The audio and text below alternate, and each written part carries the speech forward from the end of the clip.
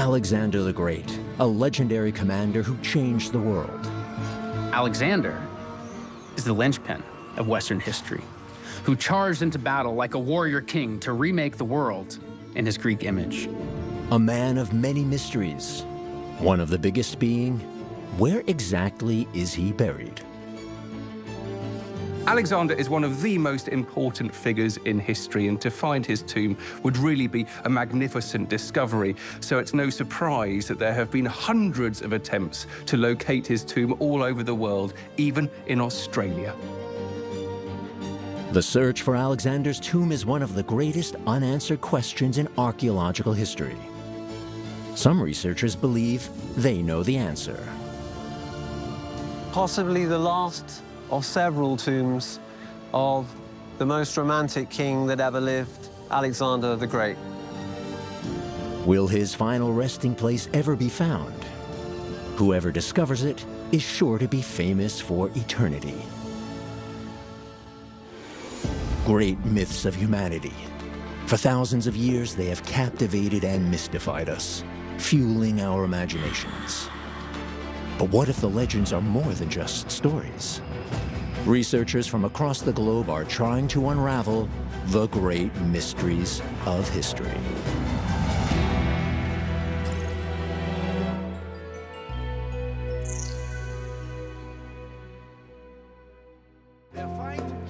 Alexander the Great, a life surrounded by myths and legends, like the tale of the Gordian knot. Legend has it that whoever unties the knot will become the ruler of Asia. Indeed, Alexander had no problem untying the knot and conquering the Persian Empire. And no other ruler has been able to take control over so much territory and at as fast a pace as Alexander. Alexander, superstar of the ancient world. To this day, his myth continues to inspire pop culture and Hollywood. By the time he was 30, he had conquered an empire larger than that of the Romans. However, it only stays intact for a few years. In all of history, there's no more mythic figure than Alexander. He died young, he was raised a god, and he conquered the world in just 13 years. These are qualities, among many, that position him as a deity. One of the reasons why Alexander's myth is still alive today is because his final resting place has not been found. British author Andrew Chugg is determined to find the conqueror's grave. He spends a great deal of his time collecting artifacts and writing books about Alexander the Great. So there's this great mystery of Alexander's life, but in fact of his death, which is the fate of his tomb. We know an enormous amount about it. There are an enormous number of records stretching out to the 4th century AD for 700 years after Alexander's death, and then suddenly it disappears. The search for Alexander's tomb takes Andrew across the former world empire and beyond, through Egypt and Greece, to Venice, back to where Christianity began.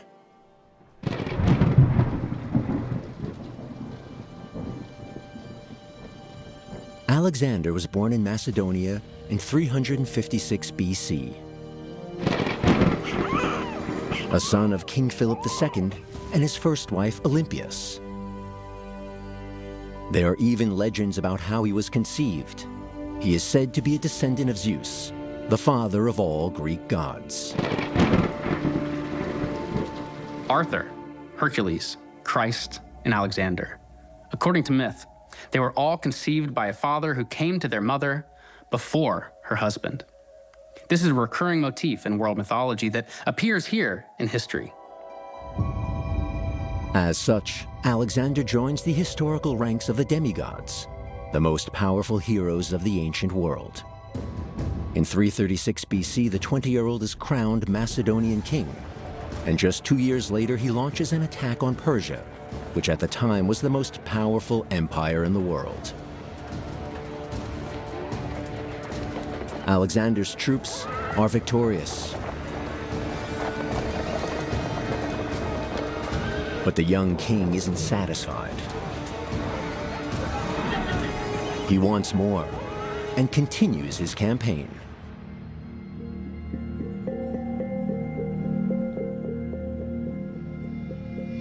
After conquering Egypt, he moves on to Pakistan and India, ultimately setting his sights on the Arabian Peninsula. Seeking to secure his rule, he wears Persian robes, appoints former enemies to key positions, and marries a Persian princess, much to the shock of his Macedonian allies, who were not in favor of his close ties to former adversaries. Some of Alexander's commanders didn't really approve of the way that he adopted freely these foreign and exotic customs and dress, and sometimes imposed them on his court.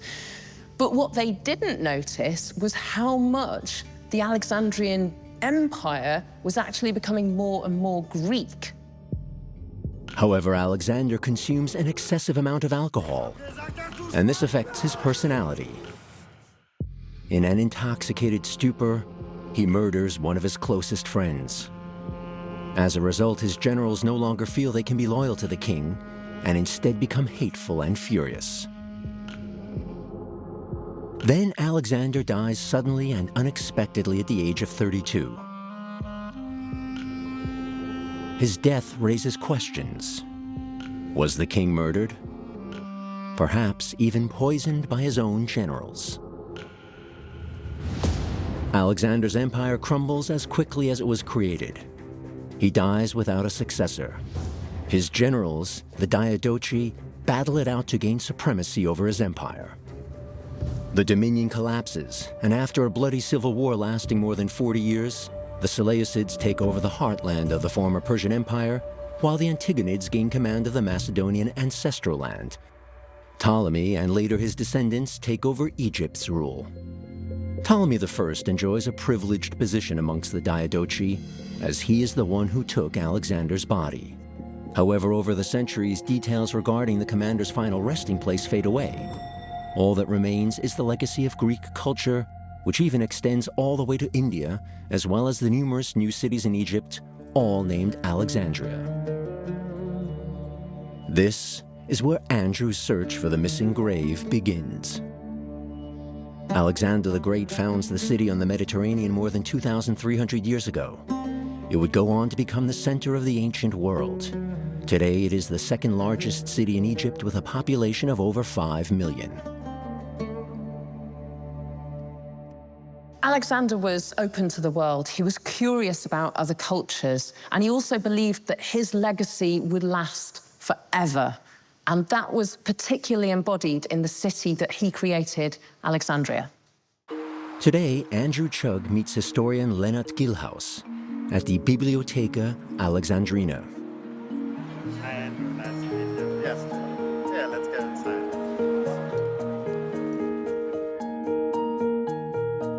This library is home to thousands of antique texts and maps.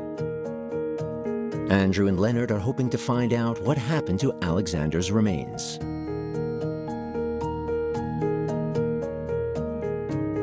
The corpse stayed about 2 years in Babylon, and then a huge trek with his sarcophagus and this catafalque went from Babylon to reach Macedonia. Alexander died in 323 BC in Babylon, which today is in Iraq. Legend has it his body was preserved in honey and brought to Macedonia 2 years later, reportedly against Alexander's wishes. Rather, it is said he requested his burial take place in northern Egypt, in the Siwa oasis. However, his body never makes it to Macedonia.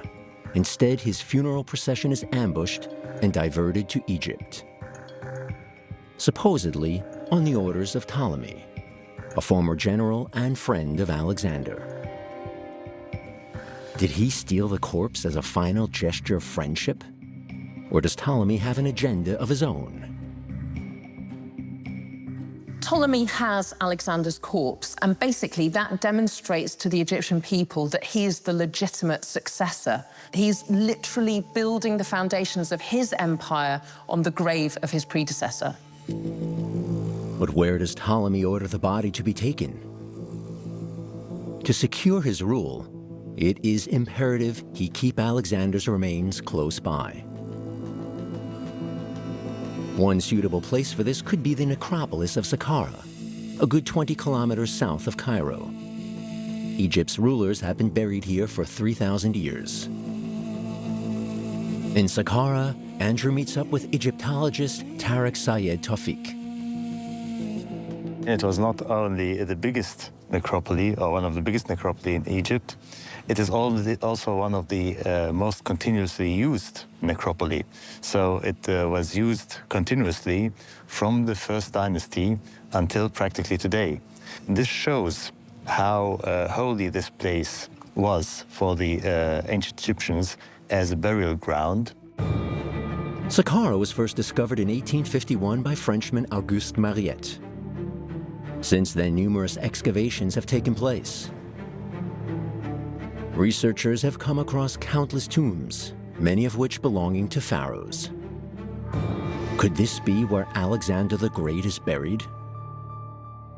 To this day, one of the excavation sites continues to puzzle scientists. It is full of artifacts and artwork that don't seem to fit in with the Egyptian world. Here we are with a great company. We are with the statues of some of the most famous Greek poets and philosophers that were in the time of Alexander the Great, and that he was really influenced by, right here in Saqqara. Despite being in bad condition, the statues represent men from Alexander's world. There's the poet Pindar, whose home was spared by Alexander after the conquest of Thebes. There's Homer, Alexander's favorite poet. And there's the philosopher Plato, who mentored Alexander's famous personal teacher, Aristotle. In particular, the statue of Homer seems to suggest a connection with Alexander. The Iliad, the poet's most important epic, also happened to be Alexander's favorite book. Alexander always kept three things with him: a dagger, which he actually slept with because his father had been killed, a box which he had taken from his great enemy, the Persian King Darius, and in his box he kept his favorite text, the Iliad, which he believed was a manual on the art of war. The Iliad leaves its mark on the young prince. Just like Homer's heroes, Alexander also wants to win wars and finally rule a global empire. New kings wear old crowns, and the shoes that he wanted to fill were those of Achilles, warrior king. And his war was just like the Trojan War in the East, against an enemy that had offended all of Greece.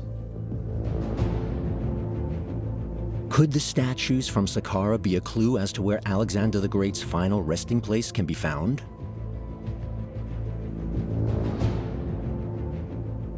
In addition to the Circle of Philosophers, as it is called, archaeologists have also found a temple complex dating back to the 4th century BC. It's dedicated to Pharaoh Nectanebo II and has special ties to Alexander.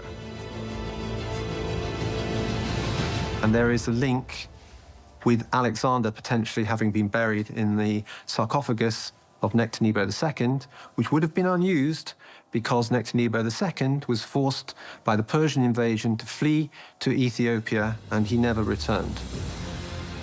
In the year 343 BC, after more than 100 years of foreign rule and subsequent independence, Nectanebo II has to defend himself against the Persians. To no avail, Nectanebo loses and dies in exile.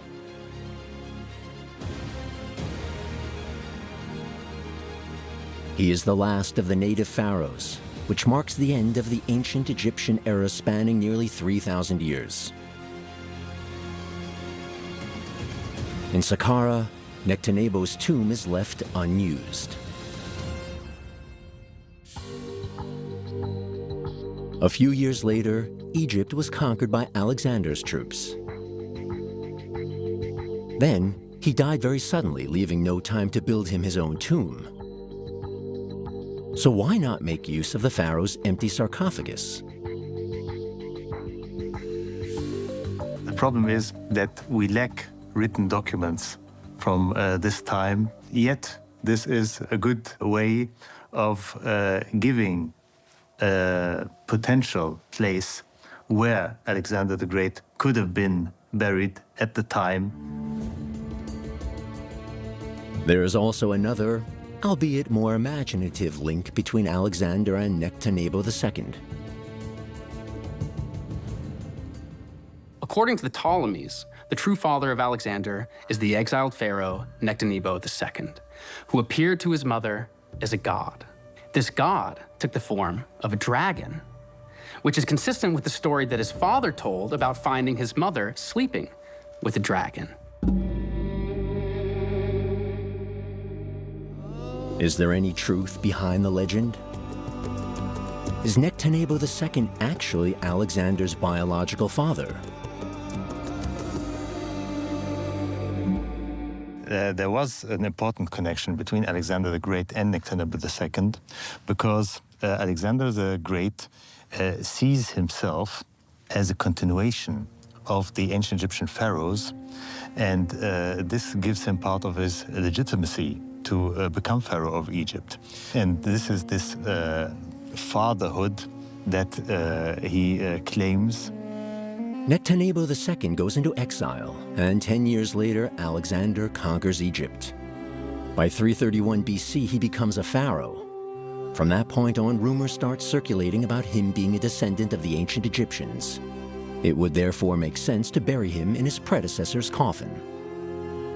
We cannot really say if Alexander the Great was buried in the sarcophagus of Nectanebo II, because it was taken to Alexandria. It was discovered at a site which we cannot say with certainty was the site of the tomb of Alexander the Great.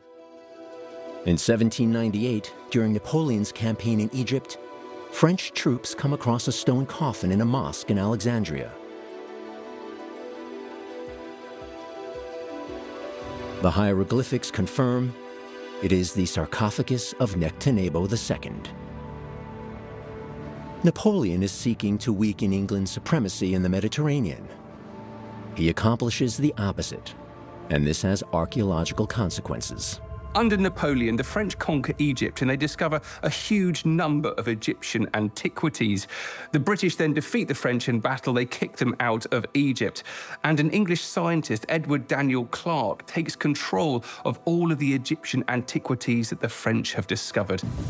Edward Daniel Clarke notes at the time, "They all agreed in one common tradition, namely its being the tomb of Alexander, the founder of the city of Alexandria."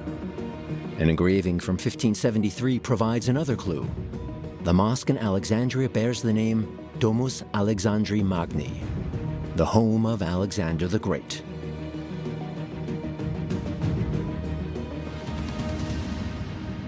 The mosque where Napoleon's soldiers found the sarcophagus over 200 years ago still stands in Alexandria. Is this the final resting place of Alexander the Great? Under the Ptolemies, the descendants of Ptolemy I, Alexandria becomes the new capital of Egypt. As a seat of power, the harbor city would need Alexander's corpse to retain its legitimacy. By joining together the pieces of evidence, we can see that this sarcophagus could have been found by Ptolemy at Saqqara in near the cemetery area of Memphis, and he could have buried Alexander's body in the sarcophagus there. That tomb lasted about 40 years, and then the second Ptolemy brought it to Alexandria. Except when Napoleon's troops find the sarcophagus, it is empty. After the French are defeated, the sarcophagus is moved to the British Museum in London. The curator notes, This object was believed to be associated with Alexander the Great when it entered the collection in 1803. Andrew is convinced that Alexander the Great was entombed in Nectanebo sarcophagus and brought to Alexandria decades later. But where are his remains? It's very unlikely indeed that Alexander was buried in a simple prayer house. What's far more likely is that he was buried in an immense temple, and ancient writings attest to that. Once again, the path leads to the library in Alexandria. Andrew is on his way there to meet up again with Lennart Gilhaus. Ancient texts speak of a magnificent tomb in Alexandria called Sema. One theory is that Alexander is buried there in a sarcophagus made of alabaster. Even centuries later, prominent admirers such as Julius Caesar were said to have visited him there. Alexander was the mark against which Caesar and the Roman emperors measured themselves. As an example for conquerors, his empire was also an example for Rome. Caesar's adopted son, Emperor Augustus, also visits the tomb of Alexander the Great in 30 BC. Augustus looked at the body of it and she actually touched it and broke his nose off. But Terrible. yeah, but perhaps more important is when the Alexandrians came and said, oh, we have all the remains of the Ptolemies in another tomb. He said, no, I don't want to see these corpses. I only want to see a real king. The ancient texts suggest that Alexander's tomb was there at least until the beginning of the Roman Empire. Roman poet Lucan describes Caesar's visit to the tomb in 48 BC. On the streets of Alexandria, Caesar beholds the mausoleum of Alexander the Great, towering like a high rock. After arriving there, he descends into the grotto where the mummy lies. In this way, the text provides concrete clues about the tomb's appearance.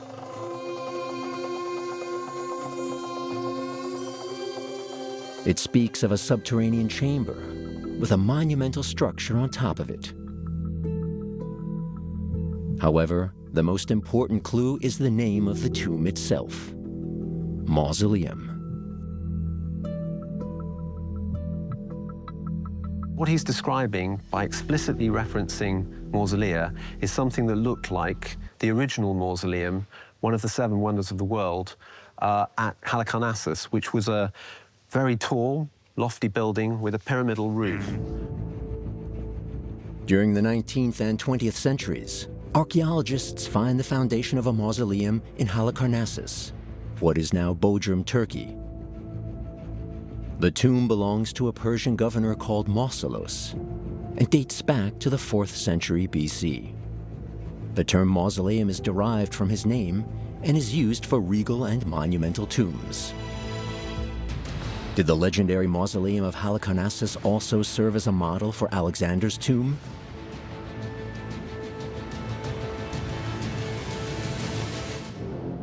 Over the centuries, Alexandria's cityscape changes dramatically. After Alexander's death in 323 BC, the Ptolemies ruled Egypt for nearly 300 years. The final ruler from the Macedonian Greek dynasty is the famous Queen Cleopatra. After her death in 30 BC, Egypt becomes a Roman province. Then, in the 3rd and 4th centuries, Christianity establishes itself. There are riots, pagan temples are destroyed, churches are built, and it is forbidden to worship the old gods. It's possible his grave was destroyed or repurposed, like other pagan monuments in the 4th century. But we can't know it's not out there. In 1365, Alexandria is the target of a crusade led by King Peter I of Cyprus. His Christian fighters plunder and destroy the city.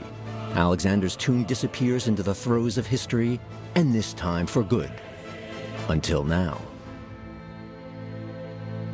Leonard and Andrew hope to find clues that will take them to the exact location of Alexander the Great's tomb.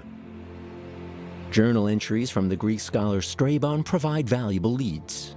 He's really saying that somewhere around the palaces, the royal quarter of Alexandria, also the enclosure where the body of Alexander and the tombs of the other kings laid. So we know that the royal quarter was somewhere around here, almost sunken in the harbor, but also in this part of the city. So we're looking at something that could constitute the middle of the town. We're looking at a walled enclosure, and yet it has to be adjoining the palaces. The researchers use a special map to help them in their search. It was designed by Arab engineer Mahmoud Ahmed Hamdi in the 19th century when carrying out excavations in Alexandria. So, in fact, we have to look somewhere around here in this spot to look for the tomb. That's where we're pointed to if we want to believe all the sources at the same time. They lead Andrew and Leonard to the heart of present-day Alexandria, to the Shalalat Gardens.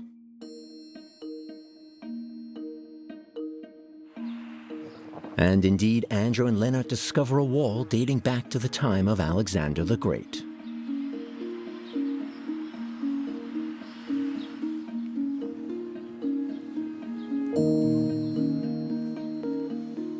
I think the first clue is the enormous size of the blocks. Yeah. They were held together by metal clamps, which was an expensive technology relative to mortar. So they made the blocks as large as possible so as to avoid using too many of them. Yeah. The architectural style is typical of Alexander's time. As the founder of Alexandria, he left his mark all over the city, including the walls. These are the first walls of Alexandria, and we are right at the crossroads of the city, and I agree with you that somewhere around here we have to look for the tomb of Alexander the Great. A number of things suggest that Andrew and Leonard are right.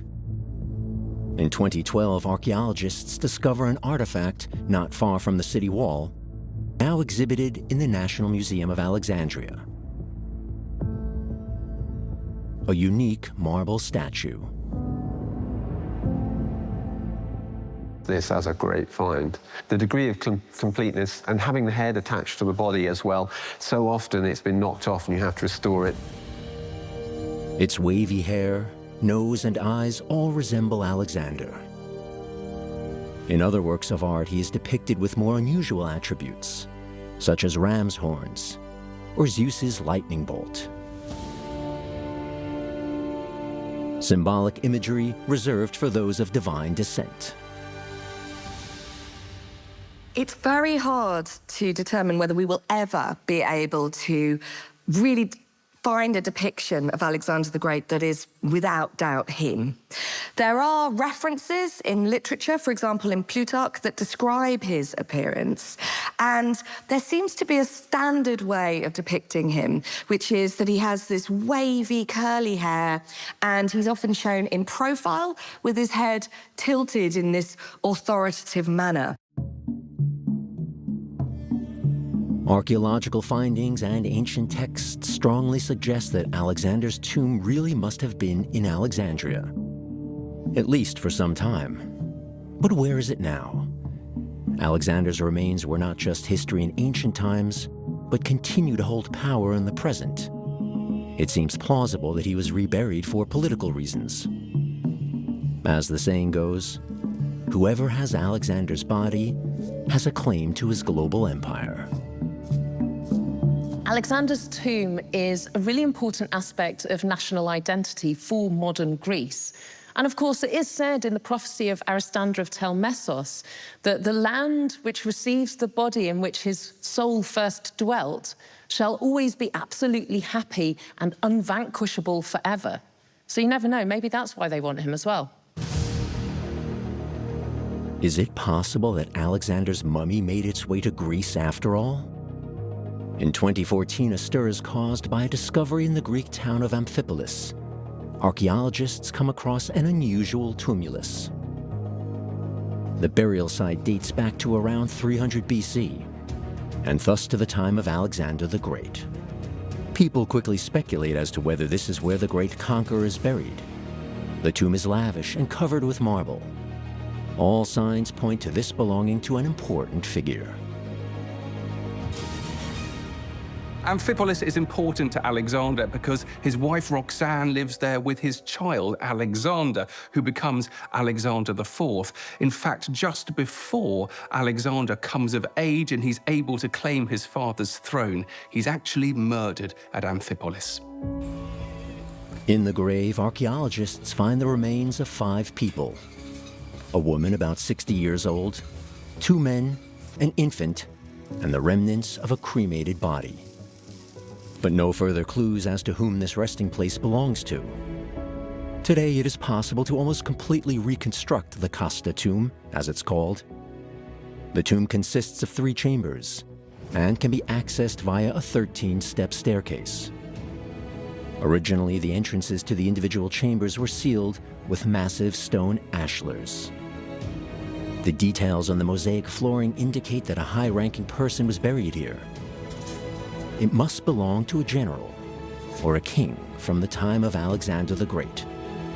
The hope, however, that the tomb indeed belongs to Alexander himself is yet to be backed by evidence. What we now know as modern Greece was not only the home of Alexander, but it was where his body was originally supposed to be brought to. Back then, the funeral procession was on its way to Aigai, the capital of ancient Macedonia, residence of the royal family. In recent years, archaeologists in Aigai have been discovering scores of ancient buildings, including a palace. An intact burial chamber is arguably the most significant find, tucked away under a massive mound. Angeliki Kotaridi is the scientific director of the excavation site. Hier stand ein riesengroßer. There was a huge burial mound here. It was 110 meters in diameter and 13 meters high.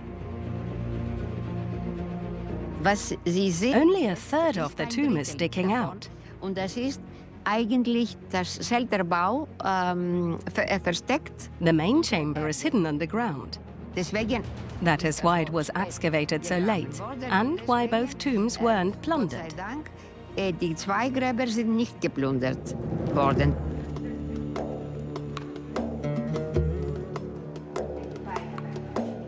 The treasures are now on display in the museum. Among them is a lavishly decorated shrine made of pure gold, measuring 40 by 33 by 17 centimeters. Inside, archaeologists found charred human bones. Had they come across a royal tomb here in Aigai? Additional discoveries indicate this may be the case. Also, these are the only 2 portrait heads of Alexander that we have that were most certainly made during Alexander the Great's lifetime. Could this be Alexander's tomb? The depiction of Alexander is interesting because he's not shown in the way he is in other portraits, this idealized version with the long curls and the soft facial features. It's very different and distinct. Perhaps that could suggest it's maybe more realistic, more lifelike.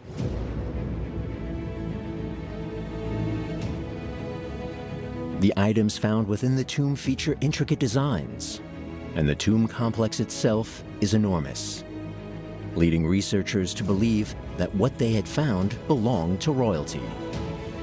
The researchers analyze the bones and come to the conclusion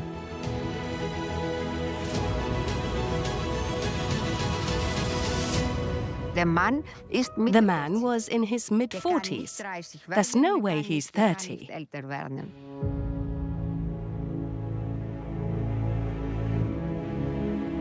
Philipp II.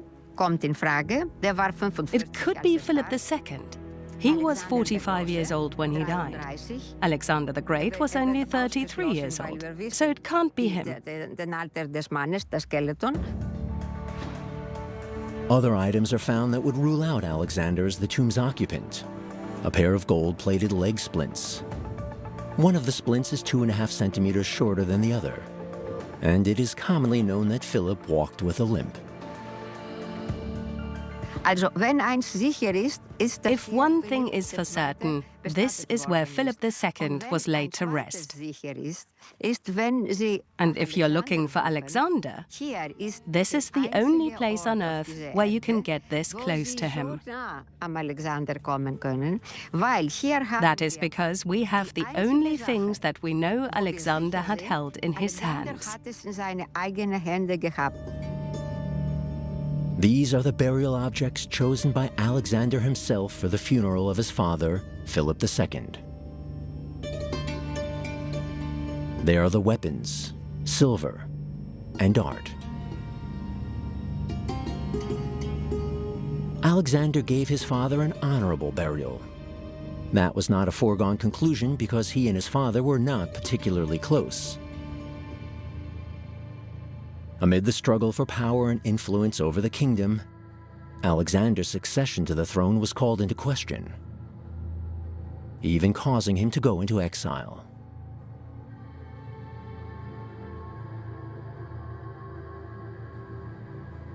But he and his father were able to reconcile.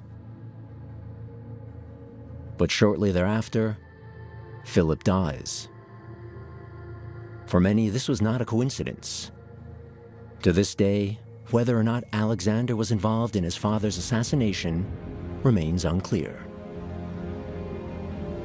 Nevertheless, Philip II is instrumental in Alexander's success. He captures Greek city-states and goes on to establish the Corinthian League. Under his rule, Macedonia becomes the most potent military power in the ancient world. With the help of his father's army, Alexander the Great conquers his empire. The life and work of Alexander the Great continues to captivate us to this day. The living history group Hetairoi, Greek for comrades, brings Alexander's era back to life.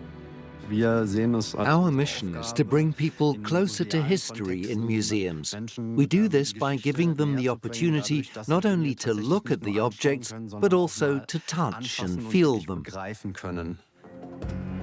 Members of the group make the costumes and the props themselves using archaeological objects as models. One symbol in particular is linked to Alexander, the Argead star. It's more or less a dynastic symbol which was frequently used in the kingdom of Macedonia. It lets people know that you belong to this kingdom. And it looks a bit like Alexander's family crest. The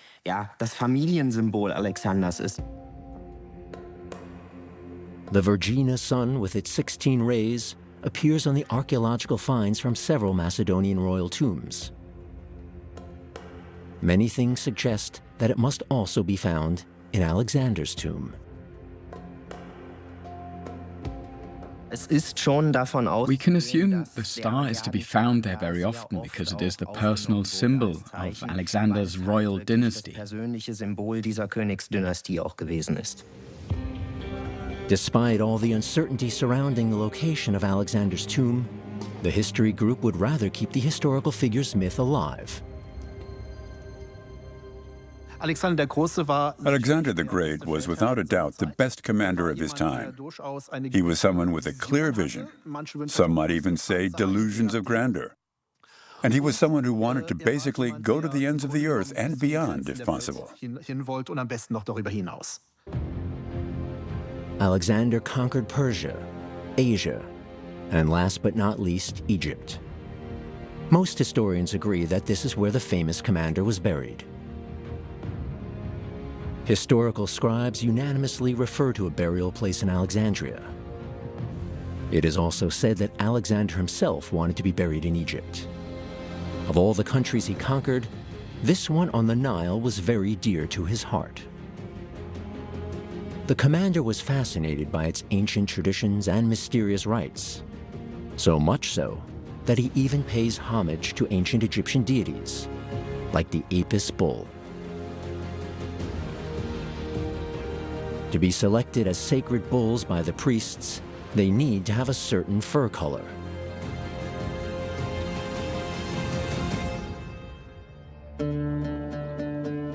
Together with Egyptologist Professor Tarek Syed Tawfiq, Andrew Chugg visits the ancient Egyptian necropolis of the Ep4.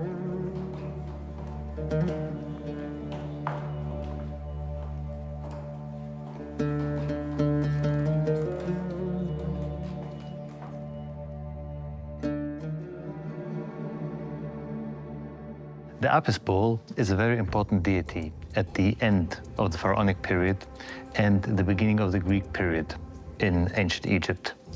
And one of the most important things is that Alexander the Great, when he comes to Egypt and when he comes to Memphis, one of his first actions is to bring offerings to the Ep4 in the area of the Ptah Temple in Memphis. In life and in death, the Ep4 is an important deity to the ancient Egyptians. This is why their carcasses were mummified and buried in extra-large sarcophagi weighing up to 60 tons. There isn't a sarcophagus specifically from Alexander's time. We don't know what happened to that bull. Is that right? Yes, because unfortunately, from the 24 sarcophagi that we have here, only 4 are inscribed with the names of kings. Alexander was open to Persia's Eastern culture. He didn't just spread Greek culture, but also adopted the traditions and knowledge of the conquered peoples. In many respects, he laid the foundations for advanced civilizations to come.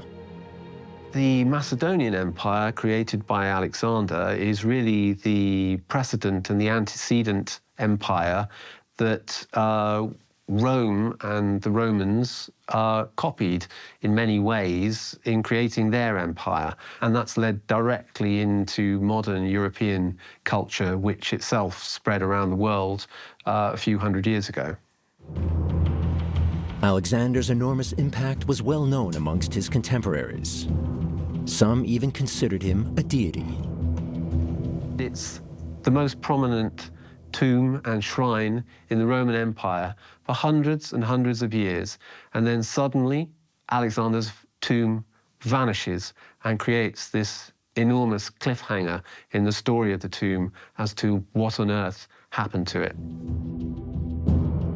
According to modern research, it is plausible that Alexander's tomb was actually once located in Alexandria, in the very place where another famous figure of the ancient world was buried, Saint Mark, author of the Gospel of Mark.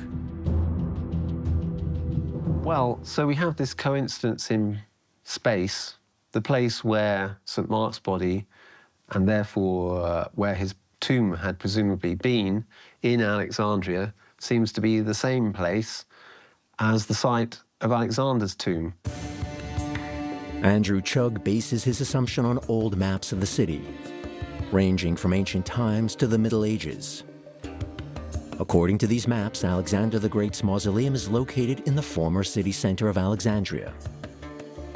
In turn, the tomb of St. Mark can be found near the eastern city wall of medieval Alexandria. 2 tombs in one place? Was Alexander's tomb simply repurposed? Is it possible that the story is true? That his monument actually became a tomb for Mark? If it's true that the tomb of Alexander was repurposed as the tomb of Mark, it would have been merely a repurposing of the city's pagan patron for the Christian patron.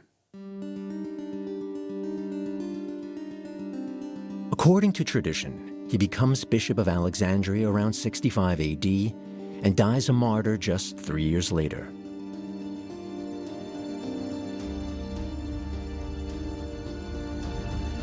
However, it is not until a good 300 years later that evidence of his burial place is found in Alexandria. We also have a coincidence in time, which is that the last mention of Alexander's body in Alexandria occurs a couple of years before the first mention by St. Jerome of a tomb of St. Mark in Alexandria. One corpse disappears, and another one appears. almost simultaneously at the same place. Alexander was not just a historic figure. He was worshipped as a god. So when the Christians came to Egypt, his worshippers and his temple were in jeopardy. In the late 4th century, Christianity becomes the official religion of the Roman Empire. Pagan customs are quashed, and its gods are banned. Every ancient place of worship is either closed down, converted, or destroyed. Because so many of the pagan monuments were repurposed as Christian sites, it begs the question, could the tomb of Alexander have been repurposed as a Christian monument? Did Alexander's tomb need to disappear? And is that why it could become a tomb for St. Mark? The only thing that seems certain is that the evangelist died in Alexandria in the middle of the 1st century. After this, 3 centuries pass before any indications of the location of his tomb are found. So these things have led me to hypothesize that at that critical point, the date being about 391 AD, maybe the body of Alexander was re-identified as the body of St. Mark.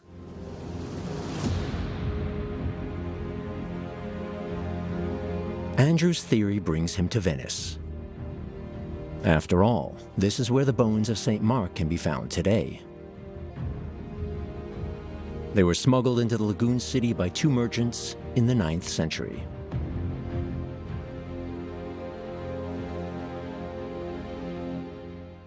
In St. Mark's Basilica in Venice, there's an intriguing mosaic. What it shows is a mummy being taken from Alexandria.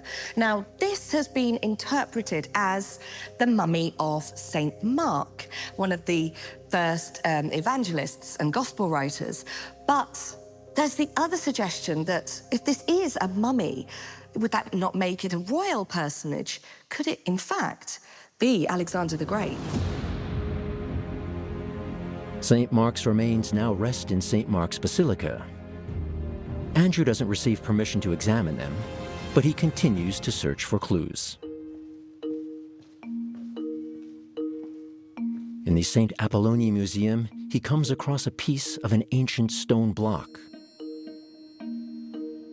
Restorers found it in the crypt at St. Mark's Basilica in 1962.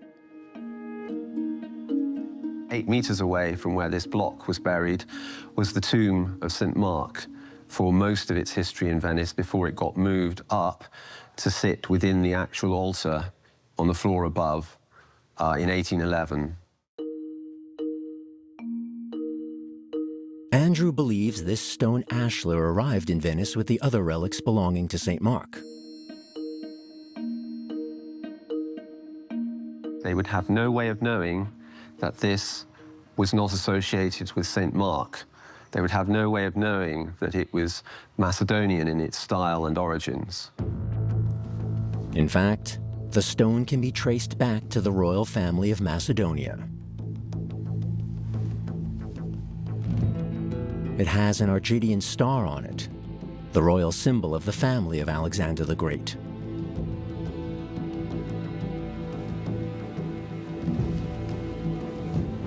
A similar star is also found on Macedonian bronze coins, in the tomb belonging to King Philip II, Alexander's father, and on a fresco of King Antigonus from the 1st century BC. Then we have the sarissa.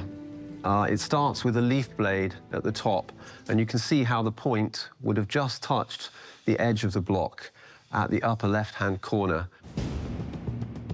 Supposing that the spear does go diagonally from the upper left corner to the lower right corner, it is possible to calculate the original dimensions of the stone block.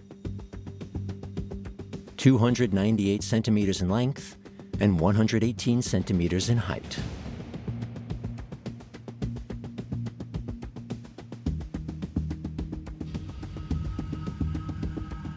The burning fact that has emerged about this block that ties everything together is that it's the same size as another part of the tomb of Alexander the Great, the sarcophagus that was made for the last native pharaoh of Egypt, Nectanebo II. Andrew Chugg is convinced the stone is part of the outer casing of Nectanebo II's sarcophagus. The sarcophagus, in which no other Egyptian pharaoh but Alexander the Great ever found his final resting place. Perhaps by analyzing the stone, Andrew Chugg will be able to substantiate this theory. However, the authorities still refuse to give him the approval to do so. This would be an incredible punchline in history. Alexander the Great died in Babylon, was first buried in Alexandria, and was later moved to Venice under the guise of a false identity, as a Catholic saint. Assuming that this is the same body that was brought back to Venice in 828 AD, then there's an excellent chance that these are the remains of Alexander the Great. The mummy was taken out of Alexandria over 1,000 years ago. Researchers aren't sure whether the bones currently found in St. Mark's Basilica are the same as the ones that were originally brought there. Relic trading was booming, and the bishops weren't always accurate with respect to the origins of the remains.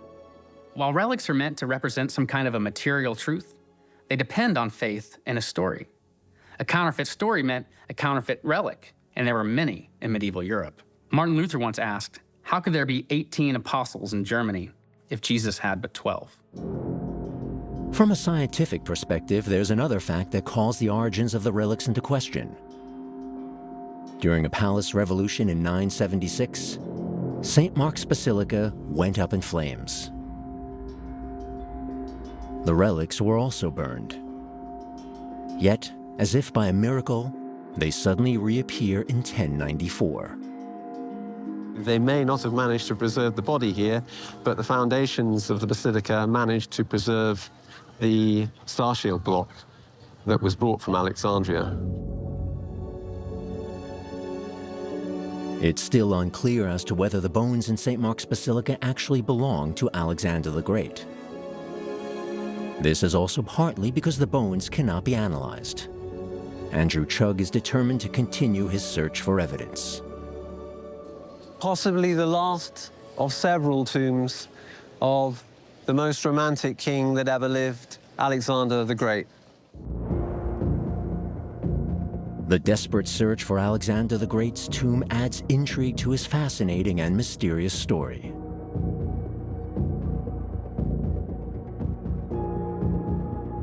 If St. Mark's tomb in Venice is indeed Alexander's tomb, this story would have a Hollywood ending.